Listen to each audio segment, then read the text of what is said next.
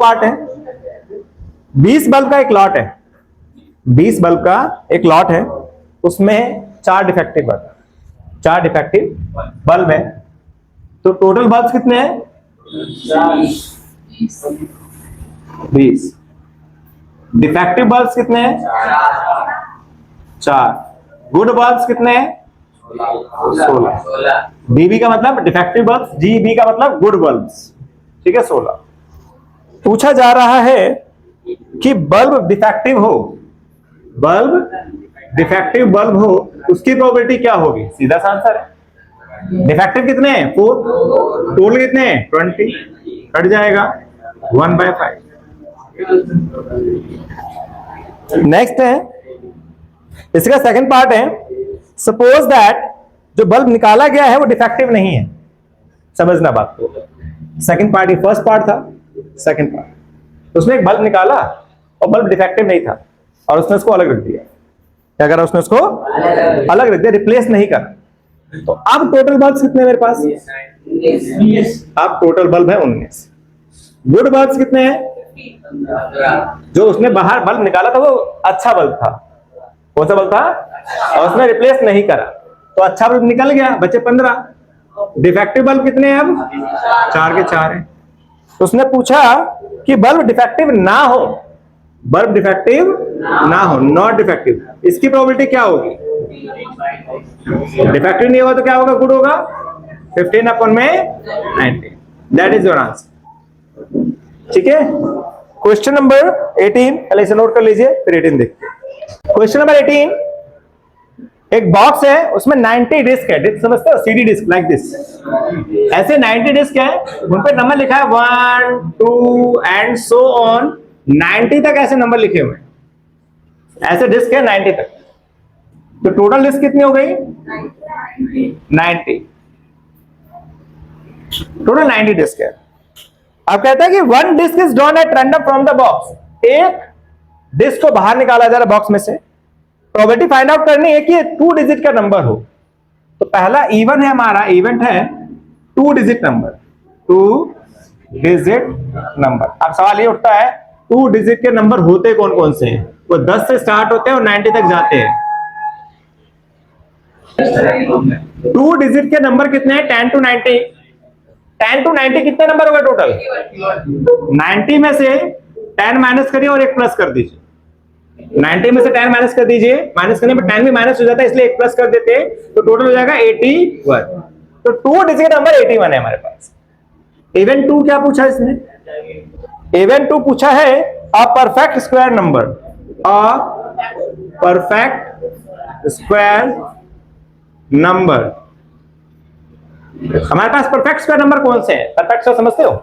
1 का स्क्वायर 1, 2 का स्क्वायर 4, 3 का स्क्वायर 9, 4 का स्क्वायर 16, 5 का 25, 6 का 36, 7 का 49, 8 का 64, 9 का 81, 10 का 100। तो 100 आउट ऑफ लिमिट चला जाएगा। हमारे पास 90 तक के डिस्क हैं।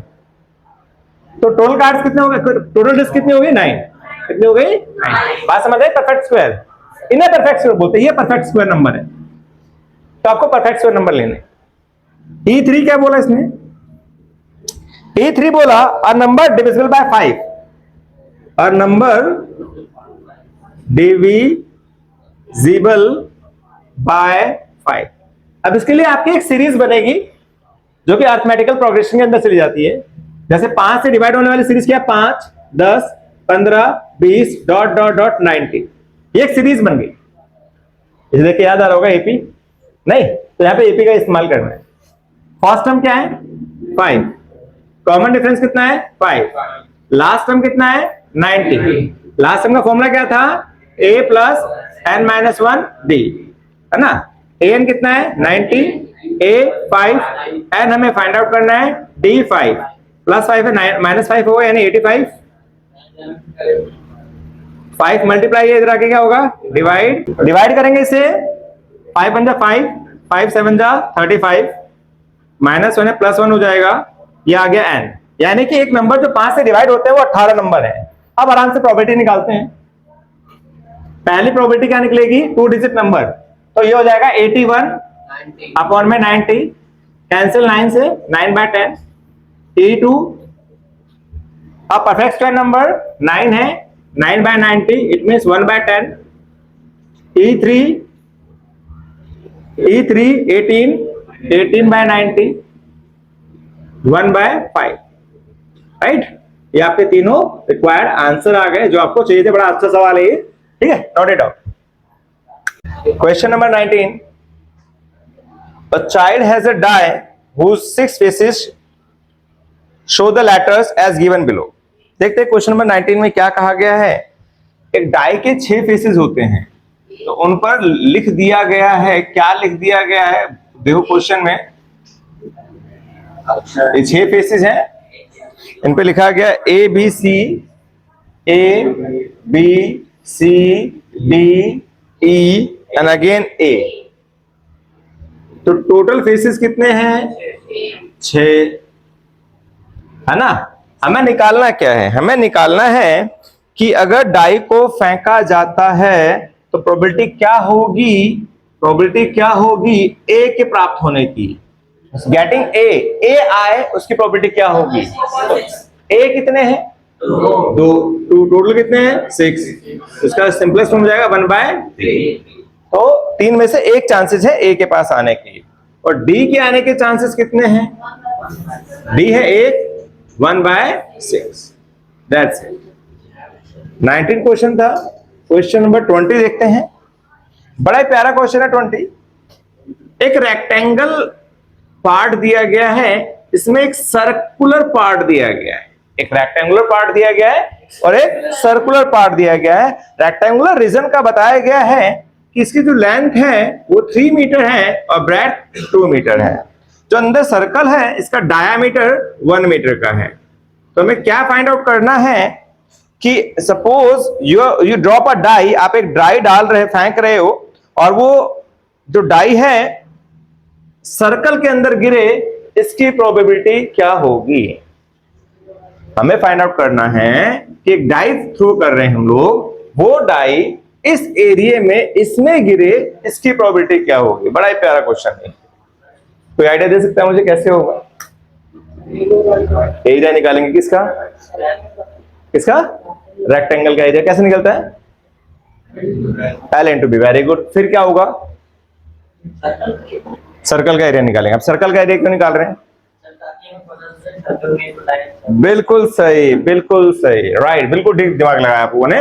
भाई हमारा प्रोबेबिलिटी का फार्मूला क्या है कि जहां पे जिस चीज को निकालना है उसके चांसेस कितने हैं। इट मींस यहां पे बात हो रही है इस चीज की कि इसके अंदर डाई गिरे, इसके चांसेस क्या है। तो ये है कितना हिस्सा, इस हिस्से को बोलते हैं एरिया। क्या बोलते हैं? एरिया। टोटल हिस्सा ये है, इसे भी एरिया बोलते हैं, है ना। तो लेंथ हमारे पास है, length of rectangle, length of rectangle कितनी लेंथ है? 3 मीटर। ब्रेड्थ कितनी है?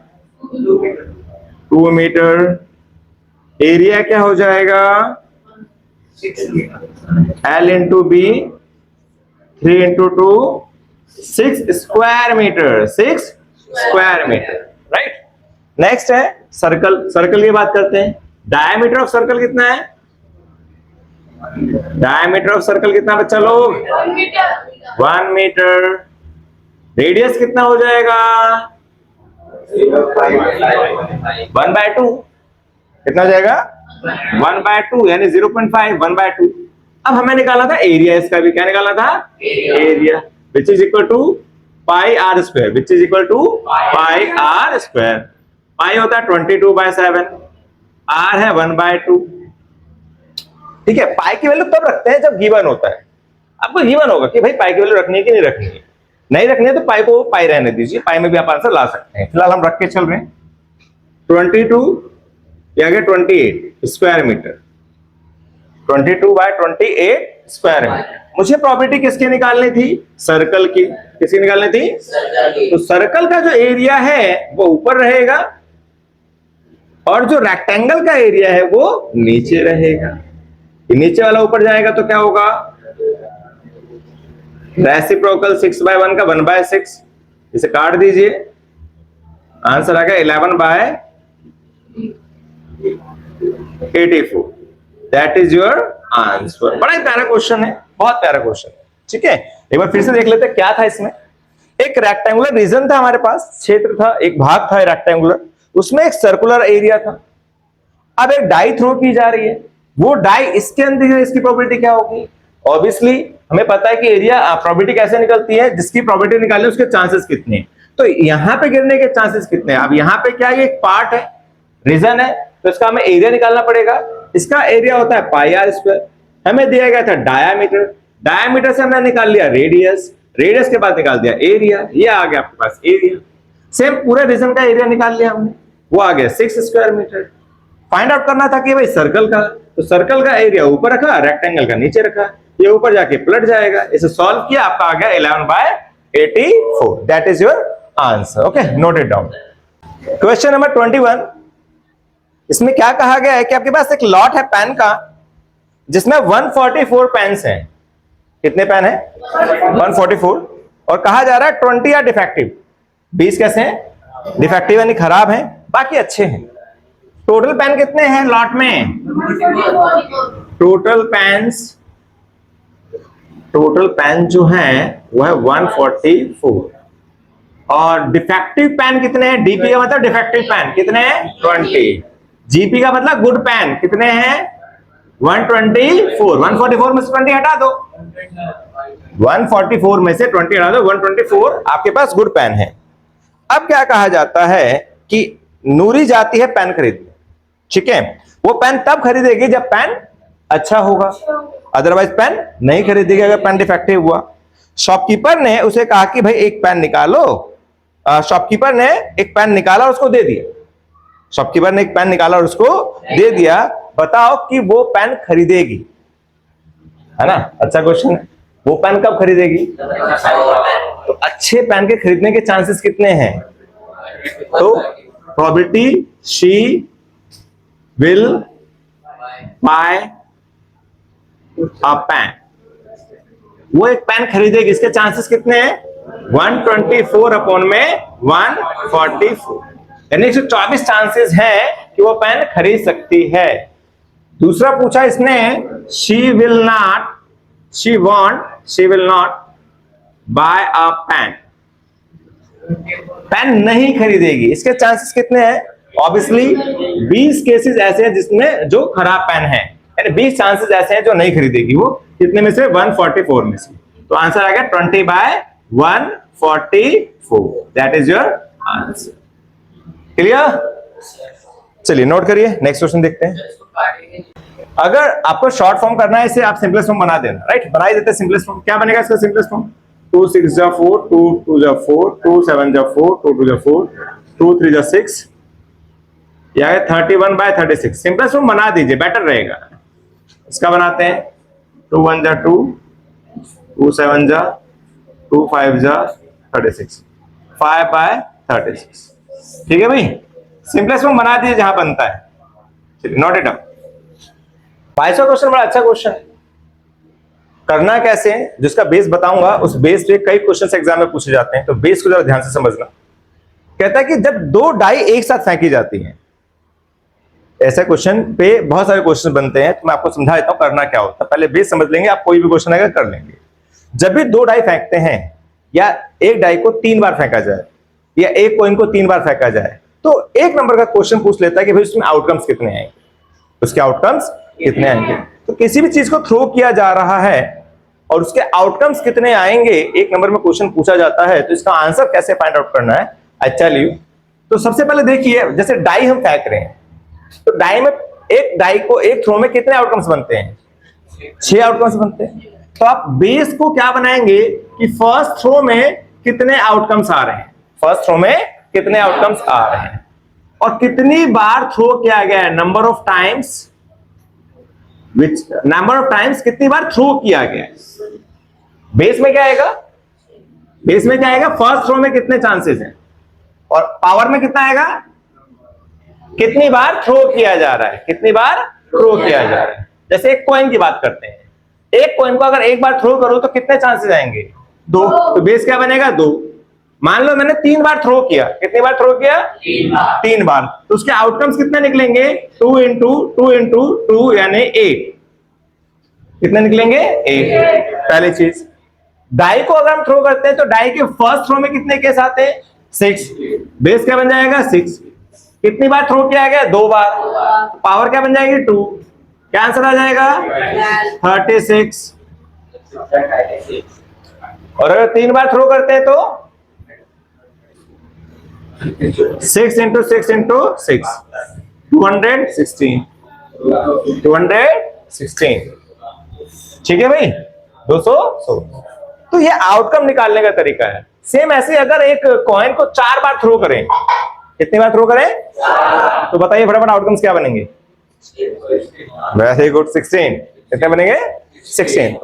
अब आउटकम्स निकलेंगे क्या, वो बात की बात है। यहां मैंने आपको तरीका बताया कि टोटल आउटकम्स कितने निकले।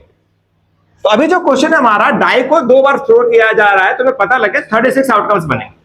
अब वो 36 आउटकम्स कौन से हैं, उनको समझते हैं, उन्हें कैसे निकालते हैं।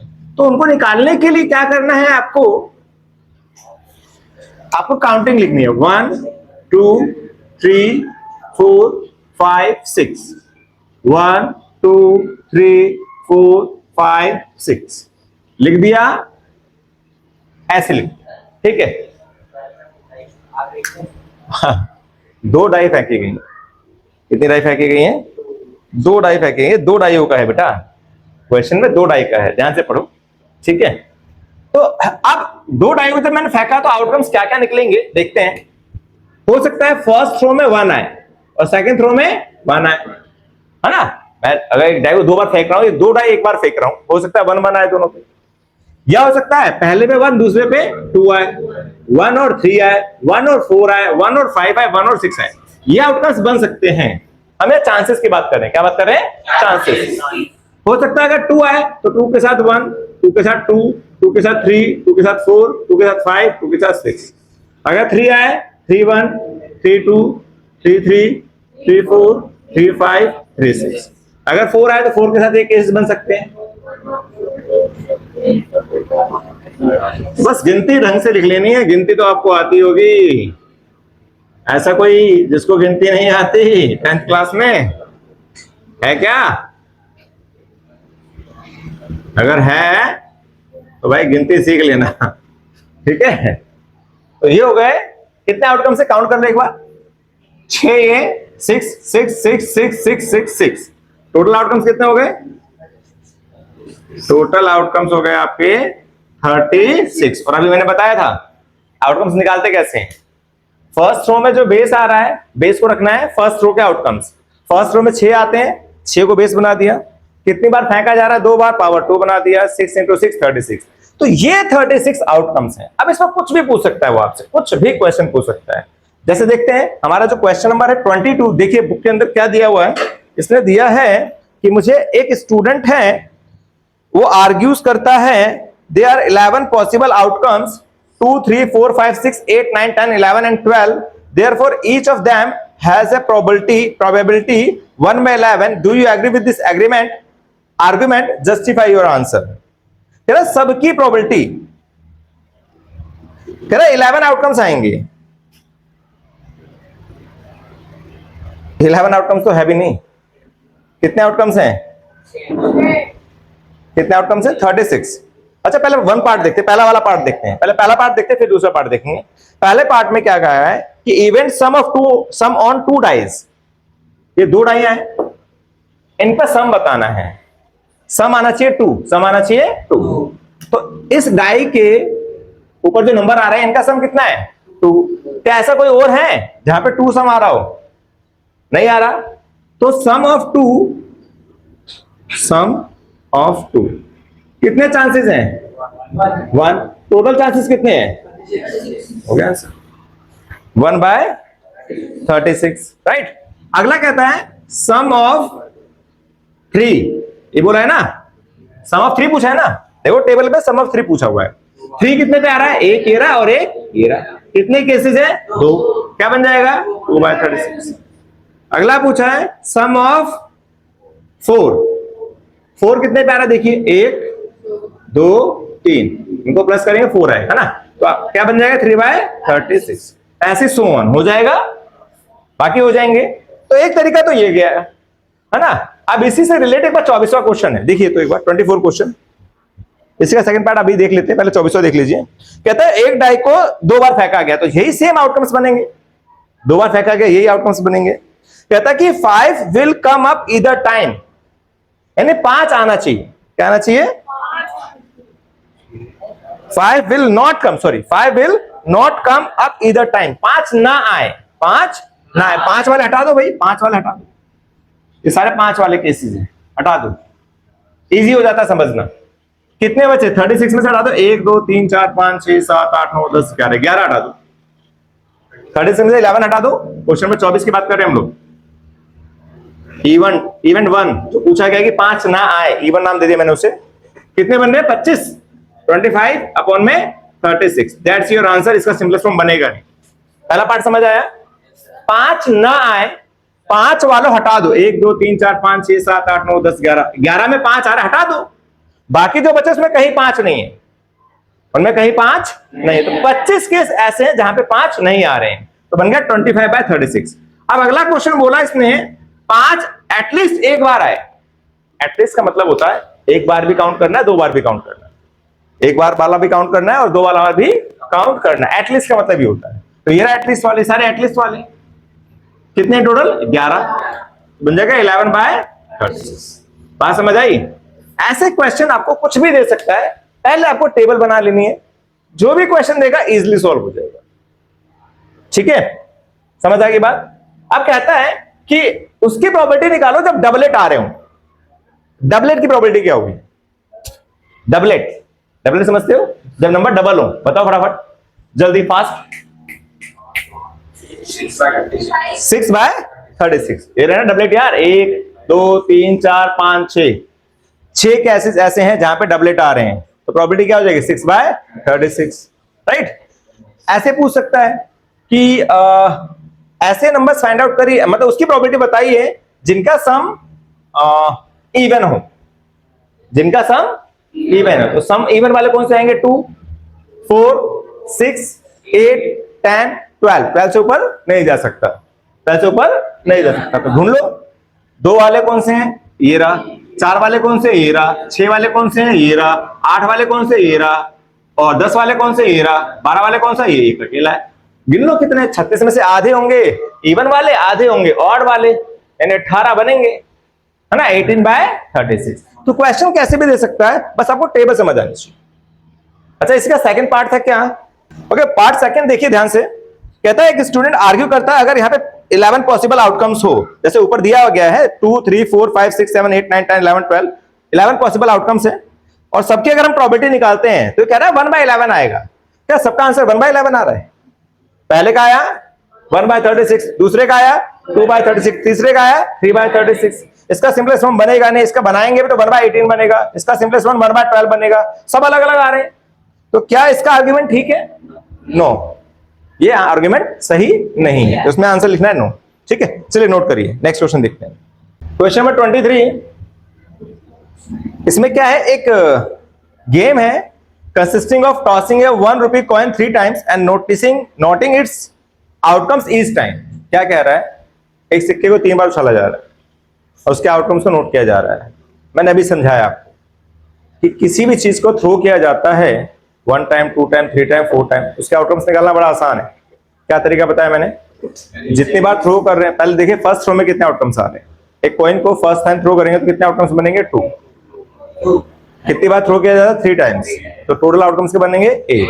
ये तो आगे तरीका हमें आउटकम्स निकालने का। अब वो आउटकम्स बनेंगे कैसे उसको समझते हैं। पहले इसको देख लेते हैं, इसका सैंपल स्पेस क्या बनेगा, टोटल आउटकम्स बनेंगे कैसे। तो मान लो फर्स्ट थ्रो में मैंने किया तो क्या आ सकता है? हेड या टेल। फर्स्ट थ्रो में या तो हेड आएगा या टेल आएगा।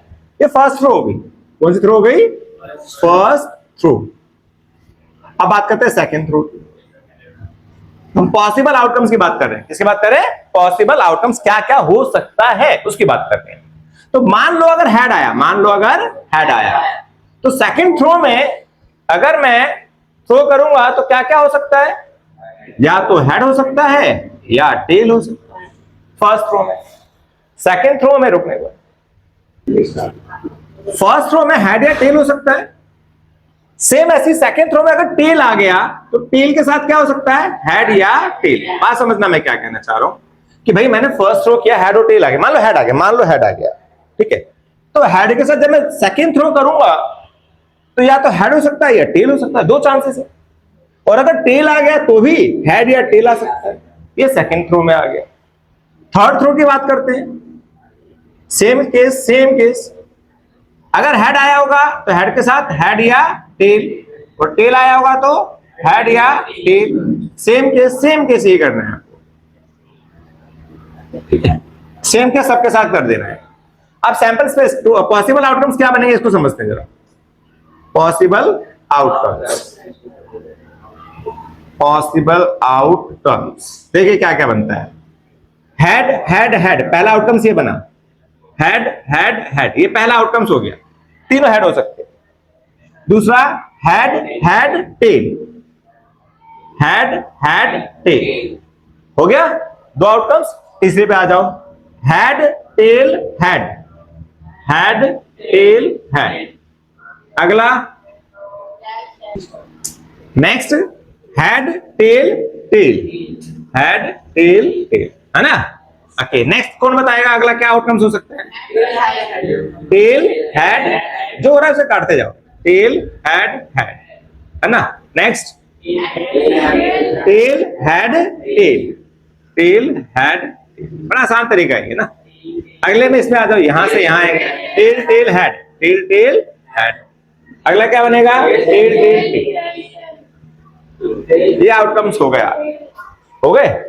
ये तो हमने इस डायग्राम से समझा। एक आसान तरीका समझाता हूं मैं, अगर डायग्राम नहीं समझ आ रहा है तो एक और आसान तरीका बताता हूं। क्या करना है आपको, तीनों हेड ले लेने, तीनों टेल ले लेने, दो आउटकम्स हो गए। अब इसमें क्या करना है, लास्ट में टेल डालना है। क्या डालना है, टेल।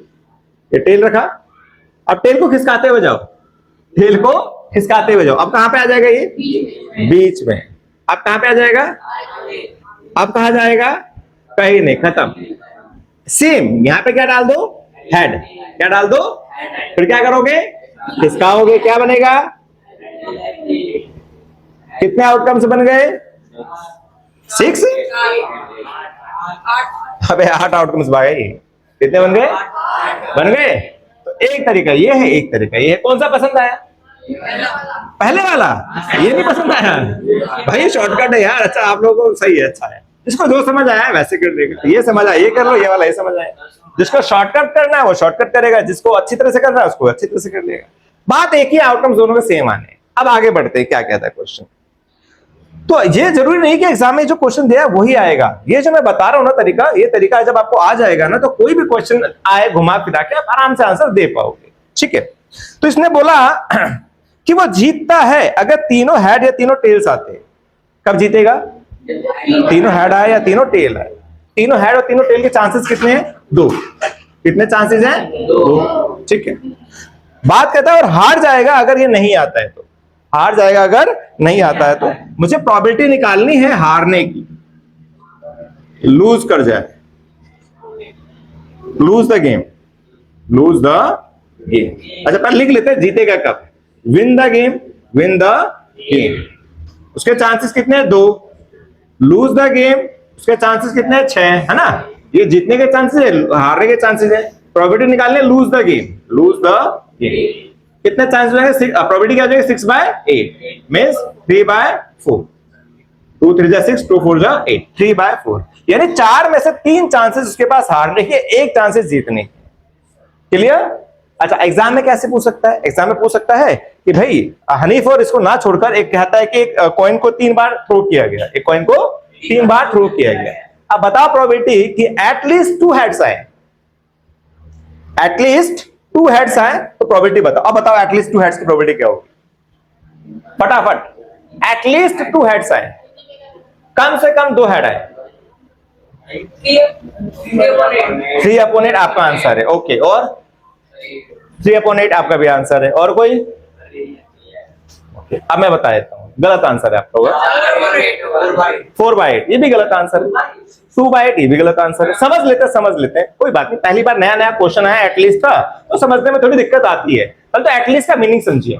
एटलीस्ट का मीनिंग होता है कि कम से कम और ज्यादा से ज्यादा जितने मर्जी हो, यानी कम से कम 2 टेल होने चाहिए। तो कम से कम 2 टेल होने चाहिए। तो 2 टेल किसमें? ये रहा, इन 3 में है। इन 2 में कम से कम 2 टेल है, इसमें 3 टेल है। तो ये 3 केसेस हमारे पास है। कम से कम 2 टेल हो, कम से कम 2 टेल हो। तो ये रहा 2 टेल, ये रहा 2 टेल, इसमें 2 से ज्यादा 3 है। तो कम से कम वाले में ज्यादा वाले भी लेते हैं हम लोग। कम से कम 2 तो चलेगा, 3 भी चलेगा। तो कितने केस बने? 3। तो प्रॉपर्टी क्या बन जाएगी? अच्छा ये रहा एक। Okay, I admit my mistake, you were right. 4 by 8, the right answer is 1 by 2। अब कहा जाता है, अच्छा हेड और टेल बात एक ही है यार। मैंने हेड पूछा था और टेल का आंसर बताया, तो बात एक ही है। हेड पूछेगा तो भी आंसर बनेगा, टेल पूछेगा तो भी आंसर बनेगा। फिलहाल नेक्स्ट क्वेश्चन है एटमोस्ट 2 हेड या एटमोस्ट 2 टेल, आंसर सेम ही आना है। मैंने हेड पूछा था और टेल का आंसर आया, ठीक है। तो अभी है एटमोस्ट 2 हेड, इसका आंसर बताइए। अब एटमोस्ट का मीनिंग क्या होता है? ज्यादा ज्यादा 2 हेड। तो 2 हेड भी देखेंगे आप, 1 हेड भी देखेंगे, और जिसमें हेड नहीं है वो भी देखेंगे, यानी कि तीनों चीजें आपको देखनी है। बात समझिए। एटमोस्ट का मीनिंग होता है जो पूछ रहा है वहां से स्टार्ट करेंगे और नीचे की तरफ आएंगे, एटलीस्ट में ऊपर की तरफ जाते हैं। तो एटमोस्ट 2 हेड का मतलब हुआ 2 हेड वाले देखने हैं आपको, 1 हेड वाला देखना है और 0 हेड वाला भी देखना है। तो देखिए कितने हैं। वेरी गुड, 7 by 8 है ना। देखते हैं एटमोस्ट 2 हेड, पहले 2 वाले देख लो, 1 2 है ना, 2 हेड वाले हो गए, ये 2 हेड वाले हो गए। 1 हेड वाले 1 2 3 4, टोटल 6 हो गए। और जिसमें हेड नहीं है वो भी देखिए, ये रहा, इसमें हेड नहीं है। तो कितने केस हो गए? 7। कितने केस हो गए? तो आंसर आ जाएगा 7 by 8। ये एटमोस्ट का, किसका? ये एटमोस्ट का। बात समझ आ गई? 2 हेड चाहिए एटलीस्ट। तो 2 हेड और 3 हेड दोनों लेके चलोगे। तो 2 हेड ये रहा, ये रहा, और ये रहा, और ये रहा, ये 3 हेड वाला है, ये चारों आ जाएंगे। एटमोस्ट की बात करता है, एटमोस्ट 2 हेड की बात करता है, तो 2 हेड वाले लेंगे पहले, फिर 1 हेड वाला लेंगे, फिर जिसमें हेड नहीं है वो भी लेंगे। ये एटमोस्ट के अंदर चला जाएगा। तो इस प्रकार का क्वेश्चन एग्जाम में पूछा जाता है, ठीक है। लास्ट क्वेश्चन है इस एक्सरसाइज का, which of the following arguments are correct. बताना है कि नीचे 2 आर्ग्यूमेंट हो रहे हैं, उनमें से कौन सा करेक्ट है और कौन सा करेक्ट नहीं है, रीजन के साथ आंसर देना है। तो पहला पार्ट है, if 2 coins are tossed simultaneously there are 3 possible outcomes। कह रहा है 2 सिक्कों को एक साथ उछालते हैं, तो आप बताओ कितने आउटकम्स बनते हैं। 2 सिक्कों को 2 बार उछाला गया है, कितने आउटकम्स बनेंगे? अभी तो तरीका बताया था, 4 आउटकम्स बनेंगे। और इसने आउटकम्स कितने बोले हैं? 3 आउटकम्स बनेंगे। पहले थ्रो में कितने आउटकम्स हैं? 2। कितनी बार थ्रो किया जा रहा है? तो 2 की पावर 2 कितना आएगा फिर यार? तो यही पता लग गया भाई आंसर गलत है, ये 3 आउटकम्स बोल रहे हैं, है ना। तो आंसर इज रॉन्ग, नो है इसका। करेक्शन, एक्सप्लेनेशन क्या बनेगा इसका? एक्सप्लेनेशन पॉसिबल आउटकम्स क्या बनेंगे? पॉसिबल आउटकम्स बता दो क्या बनेंगे? 4 बनेंगे। कौन कौन से? Head head, head tail, tail head और टेल टेल। ये 4 आउटकम्स बनेंगे, हो गए। इसने 3 आउटकम्स बताए थे, बनेंगे 4 आउटकम्स। सेकंड वाले में क्या कहता है कि अगर एक डाई को थ्रो किया जाता है, एक डाई को थ्रो किया जाता है, तो वहां पे जो पॉसिबल आउटकम्स हैं, एक ऑड नंबर और एक इवन नंबर का बनेगा, एन ऑड नंबर और an even number. Therefore the probability of getting an odd number is 1 by 2। एक डाई को हमने थ्रो किया और पॉसिबल आउटकम्स ऑड नंबर और इवन नंबर का बनता है। सही बोल रहा है गलत बोल रहा है? आप पॉसिबल आउटकम देख लो। पॉसिबल आउटकम्स क्या बनता है? 1 2 3 4 5 6। तुम देखें तो 1 3 5 ये क्या है? ऑड। 2 4 6 क्या है? इवन, है ना। तो अब अगर मैं प्रोबेबिलिटी इवन की निकालता हूं, क्या बनेगी इवन की प्रोबेबिलिटी? 3 by 6 यानी 1 by 2। ऑड की प्रोबेबिलिटी क्या बनेगी? 3 by 6 यानी कि 1 by 2। तो क्या जो दूसरा आर्ग्यूमेंट है वो ठीक है? बिल्कुल, yes, second argument is correct, ठीक है भाई। तो ये चैप्टर आपका हुआ खत्म। Thank you so much, hope so आपको वीडियो समझ आई होगी। बाकी कोई अगर क्वेरी हो तो आप मुझे कमेंट कर सकते हैं। बाकी अगर वीडियो आपको पसंद आई हो तो चैनल को लाइक करें, वीडियो को लाइक करें, चैनल सब्सक्राइब करें और कमेंट करें अगर आपके पास कोई सजेशन हो। Thank you so much.